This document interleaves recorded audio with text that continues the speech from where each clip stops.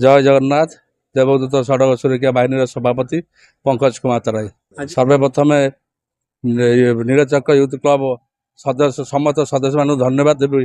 आज पारादीप गोलेई छकठारे सड़क सुरक्षा जीवन रक्षा आम जीवन आम हाथ में सरकार जो सड़क मास पालन चली से अवसर आज जो प्रोग्रामटा कर भल प्रोग्रामटा कर सड़क दुर्घटना केते जीवन जाऊँगी आपण मैंने जानी सड़क आम सदा सर्वदा सड़क नियम मानि चलवा सुरक्षित घर फेरवा।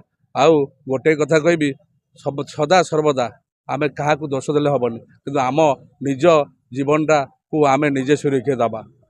गाड़ी चालना मान को अनुरोध सदा सर्वदा बाइक जी चलैकी जाऊँ निशा सेवन कर गाड़ी चलातु ना, मोबाइल धरी गाड़ी चलातु ना, हेलमेट पिंधि गाड़ी चलातु निजे सुरक्षित रुहतु अन्य मानक सुरक्षित रखु।